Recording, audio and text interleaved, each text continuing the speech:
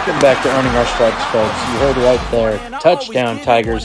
The lone touchdown they got out of the game as the Tigers fall just short of pulling off what could have been the biggest upset of at least the last 10 years, because obviously that upset over Oklahoma at home is still the most prominent one that the Tigers have had. But they almost got the win over Georgia, just falling 26-22. I'm Brock Gorton, joined by a man that was there live at the game, filming his live reactions, screaming his head off, chanting "Fuck KU," along with 55,000 other fans. And we're wearing the black and gold, Mr. Benjamin Duncan. How you doing today, Ben? I'm doing pretty good. So, as we mentioned, Tigers fall just short. You were there at the stadium. What was the vibe the whole game? It was by far the craziest home game I had ever been to, easily. We were sitting at, if I remember correctly, a total attendance was 58,126, and max capacity is 62,520 something. 58,165 fans, 62,621 is the total capacity, so 93% of the stadium was filled. By far the largest crowd in the Drinkwitz era, by far. And they showed out, but it just was not enough. It was wild. I know Friday, the day before the game, they had sent out an email to all the students trying to get them to come to the game, but they had announced that tickets for the Hill were going for $10. So they were for sure trying to get as many people in there as possible. I don't blame them. Oh, yeah. So it was so loud that I thought, like, us as a band, usually us as a band, you can hear us throughout the entire stadium. We were playing to our heart's content that entire time, and I had people telling me that they barely heard us at all, just because there were so many fans in there. Yep, there you go. And Georgia had brought their pep band too, and I'll be honest, I didn't hear them a single time except for whenever I was on the field for pregame. And when their football team came out and they played their fight song, that was the only time I heard it, because where we are in pregame, I was basically right there in the direct path of where their sound would be traveling. So it was loud and crazy in there. Especially when Mr. Brightside came on. What was that? Especially when Mr. Brightside came on. Yeah, especially when that came on and all of us band kids were just like... Singing, that's not the reason. We can't say this because we're in full uniform. But it didn't matter to everyone else. Yeah. Multiple videos have come out. If I've said it once, I've said it 1,000 times. I love being a Tigers fan because we ain't pussyfooting around like them boys that we lost to 40-12 earlier this year who can't do that chant anymore. Missouri don't care. We'll chant "Fuck KU." We don't care. We don't care. What are you gonna do? Stop playing Mr. Brightside? No, you're not. Mm-hmm. We don't care. But yep. There you go. Do you want to talk more about this? Some of the breakdowns and stuff, or do you want to go to some of the other news that's happened since this game? Let's see. It was sometime during the first half of the game, but former head coach Gary Pinkel was inducted into the Missouri Ring of Honor there at the stadium. That was pretty cool to see.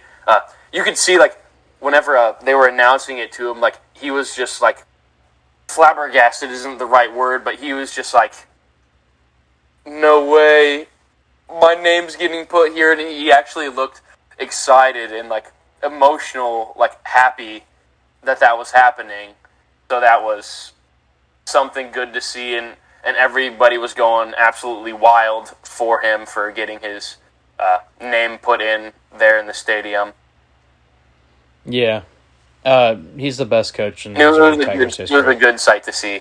He's the best coach in Missouri Tigers history. It's not even close. So Easily. yeah. Other than that, Tigers surrendered a touchdown, 4 minutes left in the game. That ended up being the straw that broke the camel's back. Yeah. Tigers fall 26-22. That's all I got. I will say, what an absolute bounce back of a game for Harrison Mevis. Oh, God. He's now SEC Player of the Month, or of the Week, by the way. Really? 5 for 5 on field goal attempts, plus 1 for 1 on extra points, with a long of 56. Yeah, but just those previous 2 games, his performance was just absolutely terrible and unheard of for him. But he more than made up for it this week. He more than made up for it. He hit a 51-yarder, a 56, and then the other 3 that were shorter than that. But just that 56-yarder, man, everyone was like, oh Lord, is that sucker even going to make it? And then when it went in, everyone was like, oh my God, he hit the ball! And my voice was gone by halftime as well. Yes. So the game was electric. And Dominic Lovett actually outdueled Brock Bowers when it came to receiving yards. Our defense shut down, for the most part, the best tight end in the country. He only had 5 receptions for 66 yards. Mookie Cooper and Dominic Lovett led the Tigers in receiving, with Lovett with 6 catches for 84 yards, and Cooper 5 catches for 55 yards. Missouri also came away with 2 takeaways, but it just wasn't enough, unfortunately. And Cody Schrader had 6 carries for 89 yards for a 14.8 average. So I think it's Schrader going forward now. Although Let's go! Mizzou did Cody. a lot of passing this game. But at the end of the day, Tigers fall by 4. On to next week as the Missouri Tigers travel down to the swamp down in Gainesville, Florida, to take on but the before Florida that, Gators. I was wanting to say, I am proud of our defense. I am proud of this team overall. So proud of how our defense played against the number 1 team in the country. I'm proud of this team overall. Yes, it's just those last 4 minutes, just the defense was tired because the offense wasn't doing anything and just giving the ball back to Georgia. And, I mean, it's not on the defense. They didn't have enough time to get their energy back on the sideline. The offense just couldn't do anything there towards the end of the game. And then there was that play where it's just like, yeah, our offense is... We just tucked our tail under our butt and went to the corner. Yep. So... I am proud of our defense for what they did. Stay with the faith, Tigers fans. This team's coming together. I feel like it may not be this year, but next year, years going forward. If this and the Auburn game haven't shown you yet, just wait and see.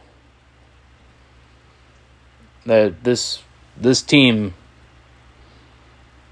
And Missouri did all this without Luther Burden as well. So, just imagine what a difference having Luther would have made in that game. Well, it says Luther Burden had 3 receptions for 16 yards. Did he? Did he actually play? Yeah. Oh. Maybe a little, but not very much. Oh, I'm looking at it now. Dominic Lovett almost had over... I remember saying that he would have the over-under, that he would have over 100 yards, too. Mm-hmm. He came And close. he had 84. But Florida's up next. At 11 o'clock kick in the swamp. They still haven't announced the day or times for Vanderbilt or South Carolina or Kentucky or Tennessee or New Mexico State. Might want to do that. Yep. Just throwing that out there. Before we get into the breakdown of the Florida-Missouri game and then the other news that happened, updated SEC standings. Georgia at the top of the conference, now 2-0 in conference play, 5-0 overall. Tennessee right behind them, 1-0 in conference play, 4-0 overall. Kentucky's now 1-1 in conference play, 4-1. Vanderbilt 0-1, 3-2 overall. Florida, South Carolina, and Missouri all are 0-2 conference play. Florida and South Carolina are 3-2 overall. Your Tigers 2-3. They have the worst record currently in the SEC. However, they have also played some of the most hard schedule. So there you go. So they got the Gators this week, who are also 0-2. Before we get into that, Ben, we had some interesting news that we talked about a few weeks ago, speculated a bit. When it came to the Mizzou schedule for next year in football, and we got some confirmation about it.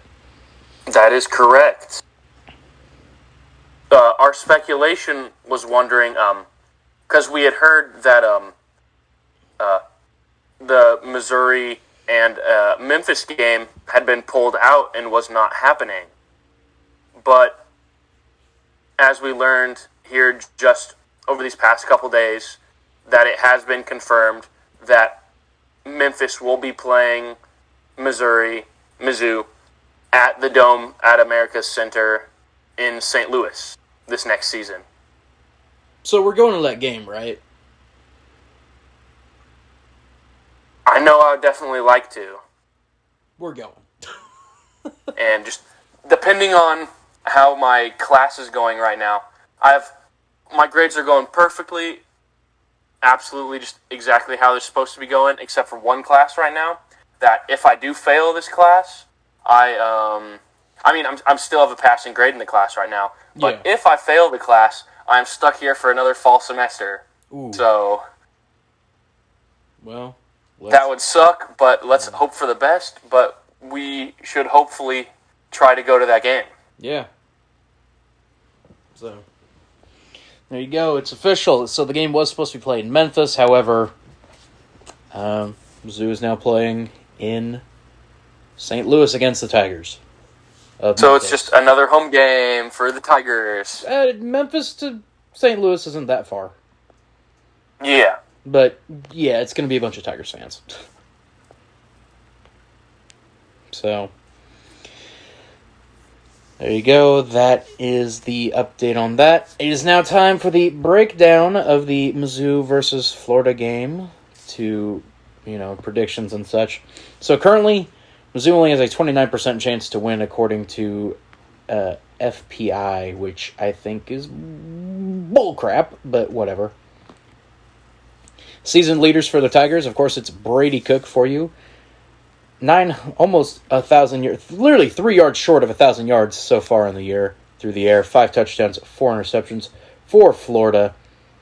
It is Anthony Richardson, 1,116 yards, 4 touchdowns, 6 interceptions.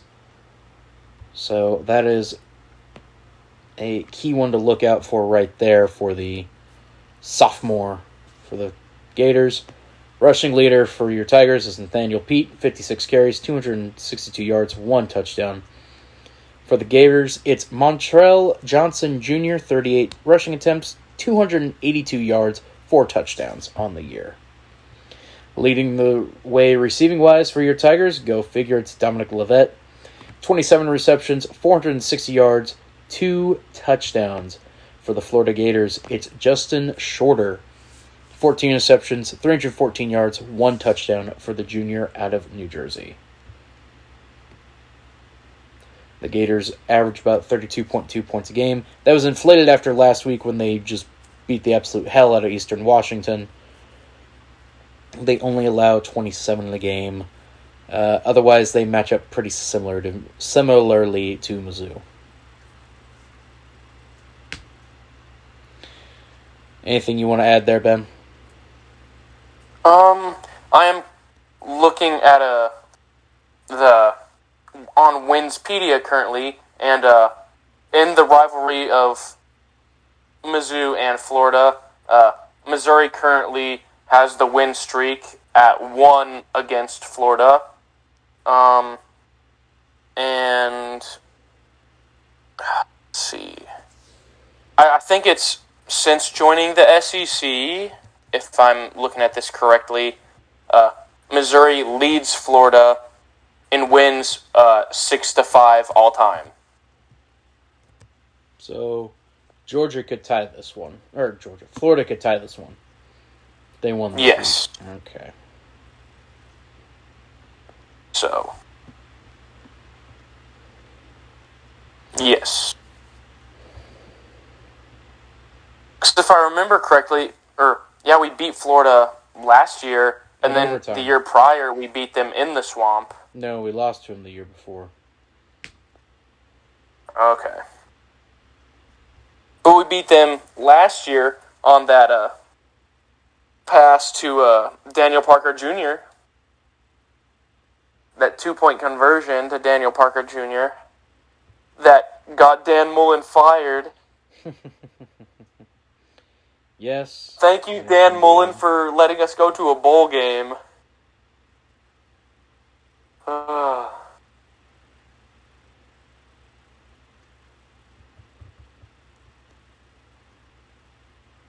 Currently trying to see Tigers seemingly...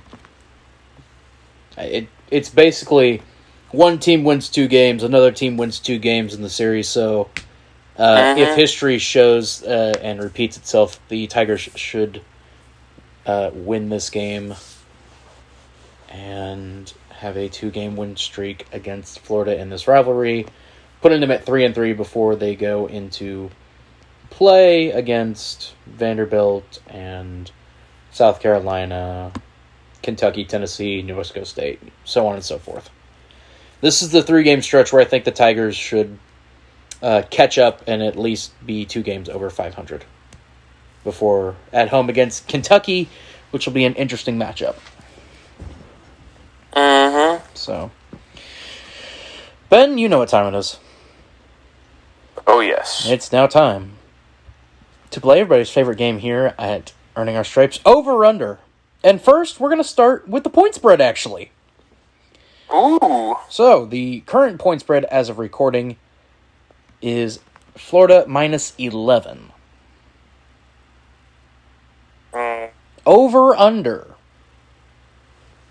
Florida minus 11. I will also give my input on this one. Under. I will go under as well, and I'll get into why I say under later. All right, first for your Tigers, over-under, 27 points this game. Scored.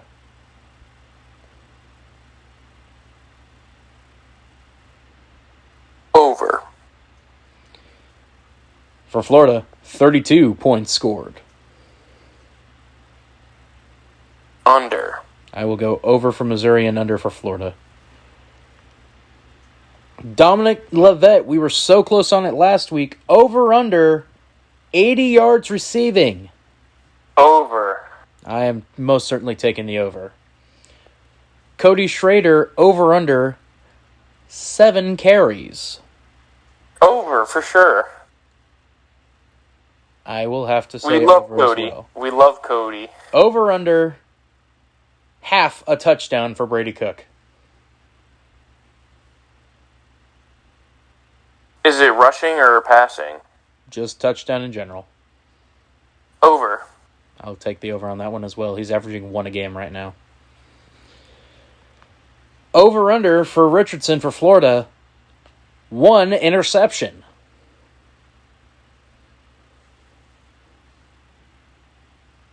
Over. I will also take the over on that one. I think Mizzou might actually pick him off multiple times and possibly force a fumble. The defense looked really good last week, and I don't expect that to end anytime soon.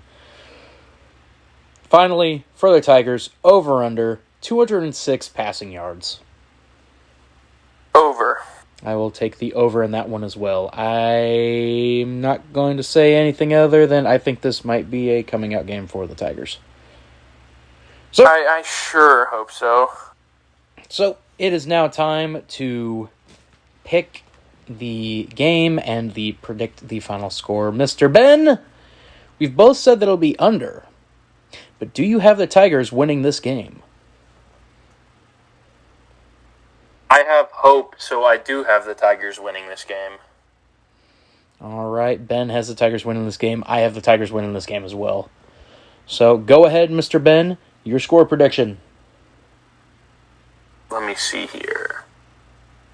Because I said over Mizzou on 27 points, correct? Yep, and under 32 for Florida. Under 32 for Florida, but I had them losing.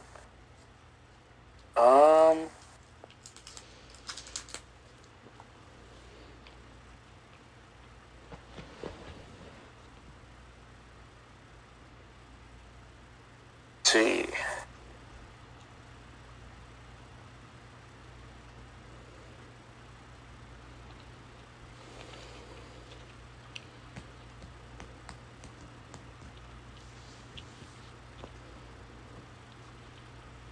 Spread is 11 currently. If you have any inkling to go to this Mizzou Florida game, tickets are as low as $26 right now. I'm going to go Mizzou 34, Florida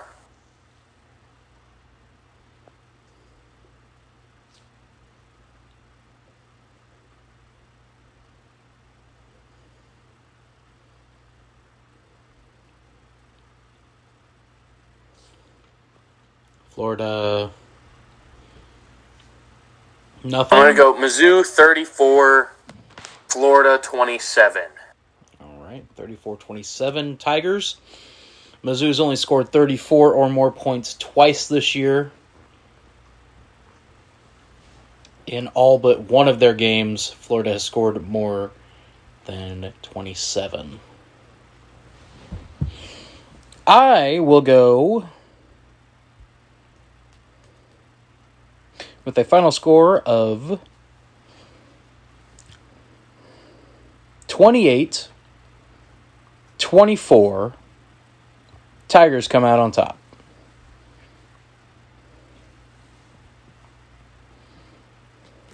So there you go. Those are our predictions for the Missouri-Florida game.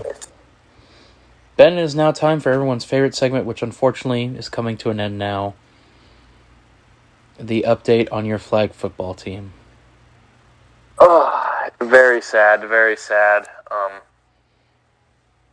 We fought valiantly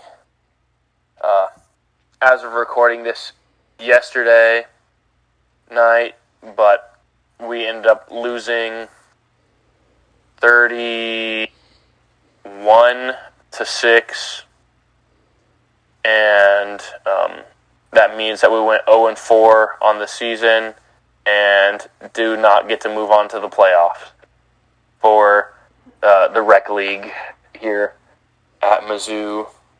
I did have a pretty cool catch, though, in the game yesterday. And funny enough, the defender, whenever he was going to grab my flags or whatever, just how I caught it, because I turned around and I jumped up to catch it, and then I was coming down with it, and just how the guy was coming towards me, his hand ended up being right in my face and pushed me over, and I fell back onto the ground, which hurt just a little bit, but I mean, I'm fine, no big deal at all or anything. But I just know I was sore getting up this morning.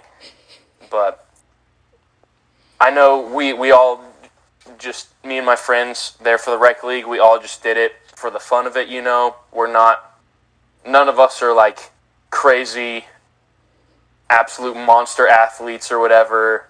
Most of us are band kids. So, I mean, it is what it is, and I thought we just had a whole lot of fun, and I'm glad we did it again this year. But it would have been nice to win one game, but some of these guys, just their entire team was just made of speed demons, and we don't have that. We don't. You're band kids. Yeah. So it was tough, but it was still a fun time. Yeah, and that's what's important. Exactly. So, well, if you don't have anything else, we'll go ahead and close this out. Oh. Oh. I did see, funny enough, the Mizzou Rec sent out an email today. I don't know if you'd be interested in this, Brock, but they're looking for gamers. Because they said, looking for fellow gamers, join us on this date at this location to learn more about Mizzou's different esports teams. And would show you how to access the new Mizzou Gaming Lounge, how to join any of the official gaming clubs on campus, and how to become part of the Mizzou esports family with leagues such as Valorant, Rocket League, Fortnite, League of Legends, Madden, and many more. And apparently they're doing a giveaway for a Mizzou logo branded gaming chair. Oh boy. So I thought that was something interesting that they emailed out today. And then also, Mizzou has their homecoming shirts on sale for the game versus Vanderbilt. What do they look like? I will send you the picture, Brock. All right, here you go. We're going to get a live breakdown reaction to these shirts.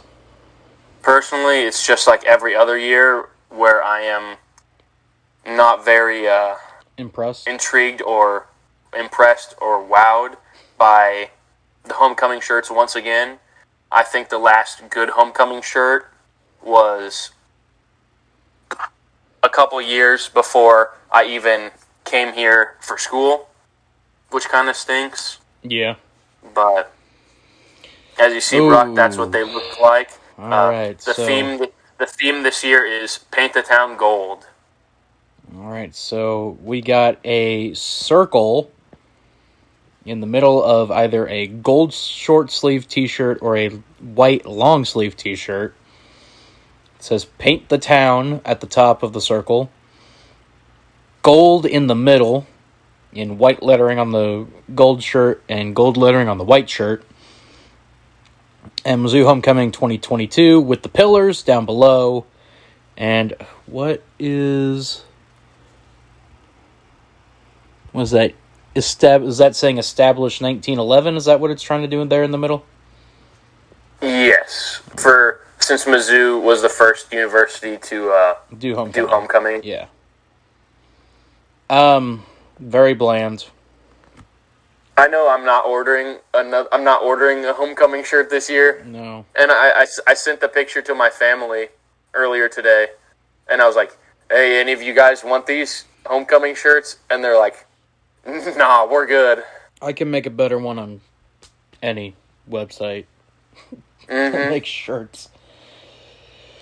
Which, speaking of, we may be getting shirts for what we're about to announce right now. Go! So, we talked about it already on Big Time Talkers, and in case you've listened to only Earning Our Stripes and not Big Time Talkers, first of all, what the heck are you doing? How did you find this? How did you get here? How did you get here? Like last week when Ben said, if you don't know EliteTigerSports, I was like, but that's what we're on. How did you get here? Who are you? How did you find this? How did you find this? Who are you working for? Who are you? As said there, we announced it there. We're going to announce it here as well. Me and Ben have mentioned before here on Earning Our Stripes that we'll be going to the Mizzou-Tennessee game on November 12th. Well, that's not the only game in Tennessee that we're going to that weekend. As it just so happens that the Tennessee Titans are playing a home game at home in Nashville against the Denver Broncos. Me and Ben will be going to that one, so it felt like the perfect opportunity to announce that we will be having the B-Card Entertainment Tennessee Takeover November 10th through November 13th in Tennessee. Technically, it starts in Columbia. Maybe we do live earning our stripes in front of some people. I don't know. Maybe. It's Who always knows? a possibility. But I will be in Columbia that Thursday. And then me and Ben will head out that Friday to travel to the east, the far eastern side of Tennessee, up there in Knoxville. Mm-hmm. So, Ben, are you ready for Tennessee TakeOver in about a month now? Holy cow, man. I'm so excited. I just know that looking at my schedule and everything, I'm busy every weekend because of band and other such. But I'm so looking forward to next month. That weekend's gonna go crazy. I will be bringing the Mizzou cooler that I got. The inflatable And the tiger tail will be on the back of the car. Yes. And the Mizzou flag will be going, and the pom-pom things, and we'll be wearing Mizzou Brock, blazers. Speaking of the yellow pom-pom thingies, we were given multiple at the Georgia game for all of us band kids, so I have more of those. Oh, yes, we're going to show up with like 19 pom-poms in each hand, just going, just shaking them. Yeah! But yes, Tennessee TakeOver, November 10th through the 13th. Mm-hmm. This is going to be one wild vlog. Oh, yeah. One on Earning Our Stripes here, one on the B Card Entertainment channel, the one on Elite Tiger Sports will probably just be the game day vlog for Tennessee, Mizzou, but and then also there could be a game day vlog for Broncos at Titans. I'm thinking that one goes on the main channel. Yeah. So, but we'll have more details as that comes out. Who knows? We might be interviewing random people we see at both the games. You know what? That's a plan. I've thought about it. Just like, can you give me your thoughts on the current state of the Kansas City Royals baseball team?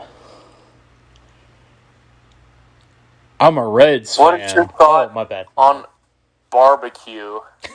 Oh, God. There you go. We need to try some Memphis barbecue at some point on this trip as well. Oh, yeah. But there you go. That's the update as to Tennessee TakeOver. Ben, where can you be found on Twitter? I can be found at EliteTigerSports 1. I can be found at BrockGorton99. The B, the G are capitalized.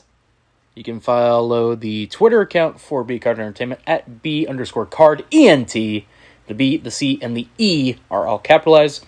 Ben posted an article up on the website. Go check that out.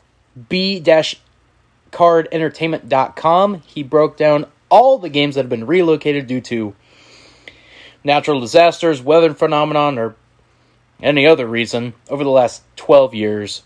It's a great article, great read. Go check that one out. It's my first one, so go check it out, please. You've probably already seen it here on the YouTube channel, but Ben has posted the game day vlog for Mizzou and Georgia. It's my longest video that I've made by far, too. Yes, it is. I've heard some feedback already on it. Maybe less of the band stuff is what I've heard. Okay. I know that's just, since I'm in band, I include some of that, but... Yeah. I've heard a little bit of that from some people. I did see that, because I'm in a group chat with all of the SEC tuba players. Mm-hmm. So all SEC schools, all the tuba players are in this. So there's like over 100 plus people in this. But a few of them have watched my video and they said, "Wow, so we get given the same food to eat before the game that you guys do." There you go. Mr. Tommy Haley, who we do Big Time Talkers with, which, by the way, Big Time Talkers available on Spotify, Apple Podcasts, Google Podcasts, Amazon Music. Go check it out. This past week, me, Ben, and Tommy did a top 5 of cities that deserve NFL teams, excluding the two obvious ones in San Diego and St. Louis. And then we came up with a consensus top 5 from that list. We had picks for all the games, including those damn dodo birds. But we broke down... College game day. I may be sending Tommy there as a mole to go hold up B-Card Entertainment signs. That'd be a good idea. I've thought about it. Plus, I'm not that far away. I might just drive over there and be all in Mizzou gear holding stuff up. Yes. Interview people. Why are you a fan of this team? How long have you been a Jayhawks football fan? Yesterday. Yeah, pretty much. Oh, I've been a fan my whole life. Oh, yeah, really? Who was the previous coach before the current one? Thank you. Exactly. Thank you. You know, stuff like that. Who was your starting quarterback last year? Ooh. How long was Puka Williams here for? Where did Lance Leipold coach before Kansas? That's an idea, but anyway. That's Kansas stuff. Fuck Kansas. From the bottom of my heart. And probably from the bottom of Ben's as well. Correct? Yeah, we don't like them, but we just want everybody to have a good time at the end of the day. Except Kansas. Yeah. They deserve nothing but misery. Funny enough, we live in misery right now. It only hurts when I cry.